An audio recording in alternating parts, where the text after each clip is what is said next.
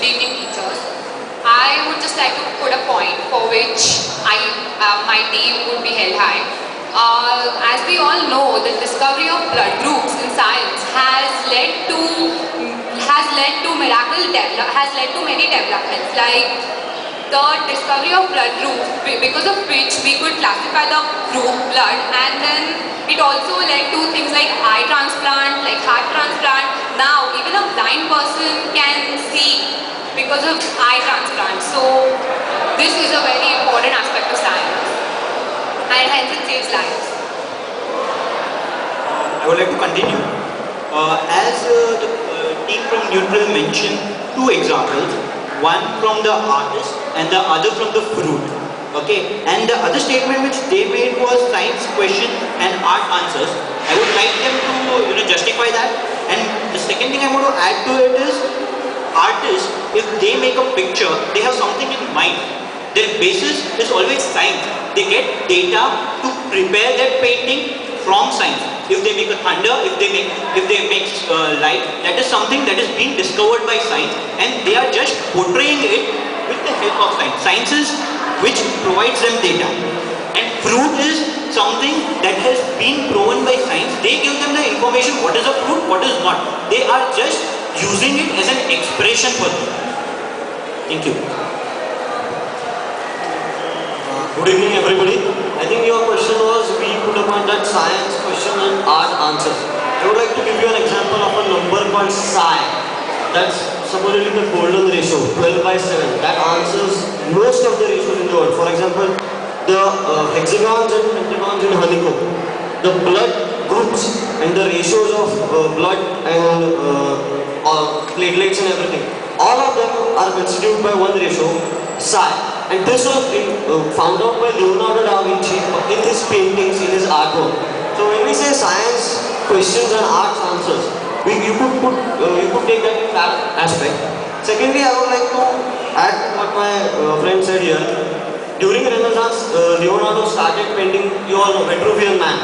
The basic idea of Vitruvian Man was to put human body proportions into artwork, and that took the shape of divinity and worship and everything.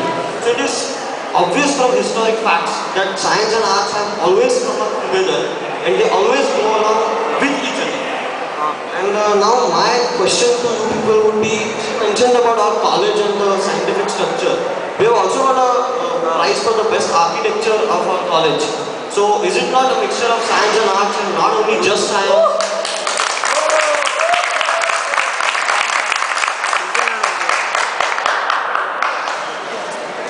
Good evening, everyone. Well, I would like to start.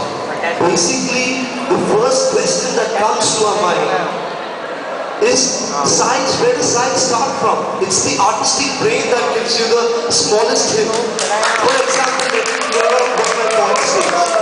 As my worthy opponent just said in the introduction, how do I come to college?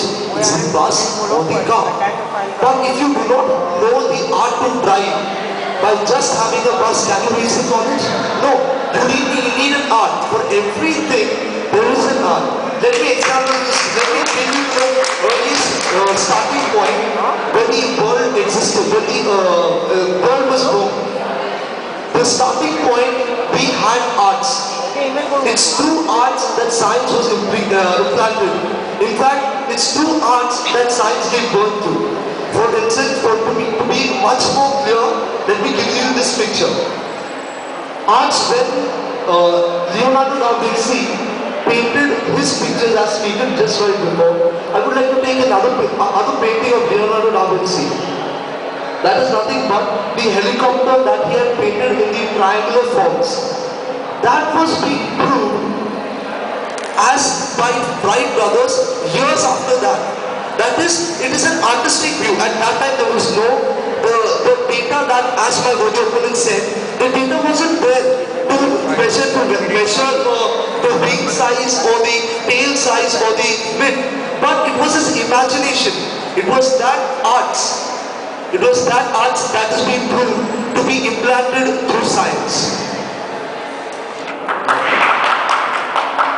Good evening, everyone. I would like to clarify this.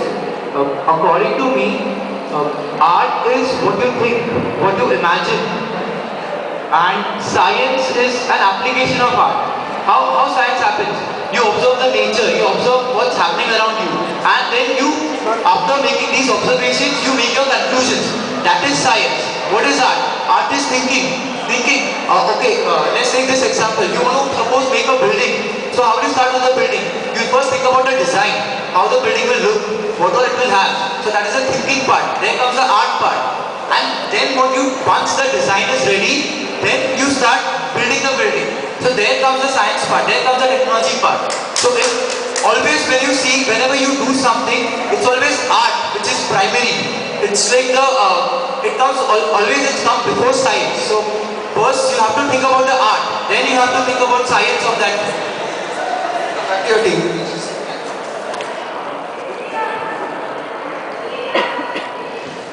Okay, you focus on the point that everything starts with our imagination. But then, if there's no science, it will be only limited to imagination. Science is needed for the implementation. An artist can tell you how it would feel like to fly in the air and go places, but a scientist comes down and makes the plane to go places. Okay, initially I got two keywords from what you said, Da Vinci and buildings. Da Vinci first. Da Vinci, apart from being an artist, is also a very well-known scientist. He is not just an artist, he is a scientist too. In fact, many of the Vitruvian man, he did not discover the ratio, it's a scientific ratio, it precedes his own knowledge. Secondly, buildings cannot be created unless you have architects who make them. We study engineering drawing, right? That is mechanics. Without knowing the basis of structure, you cannot make a building. Okay, now about the birth, you say art precedes science. Okay, now science is ingrained in every child. The moment an animal is born, the moment a kid is born, they look around, they observe, they feel what they have, they make conclusions. They realize the sound of their mother. That is science. Observing what's around you and drawing conclusion is science. In fact, I feel science answers the questions art puts up. I would like to put up the point of the discovery of the atom. Without the discovery of atom, all our elemental research, the discovery of metals, the steel structures that you see all over would have been impossible. And one more thing is that in wars and crises, we look for scientists who could solve the problems, help us tackle the matters, and not for artists. I just want to answer his question. He said that we come to college by bus. You need to have an art to drive. But my friend, you are missing this. You needed to drive, and that's the reason science came up with buses. And it fulfilled your requirements. And that is the reason we say art questions and science answers. Okay, every team will get 2 minutes to speak. Maximum. So maximum 2 minutes every And time. I'll point it out with my hand and you need to shake. First of all, I would like to come to her point. What you said, Niels Bohr invented the atomic model. Do you know the basic inspiration behind the imagination of the 3D model? It was Cubism. Cubism is an abstract art form which inspired Niels Bohr to think the movement of electron in the 3D motion. So basically this shows how art initiated and science took over, and in the end we got a blend out of it. Secondly, I'll pass it on. When I heard both of these teams say something, what the confusion which I drew from it was that from the example of the bus which we said, when a driver drives, he needs the art of driving, and he also needs a car which is being built due to the basis of science. And without art and without science, without both, the bus cannot fly on the road.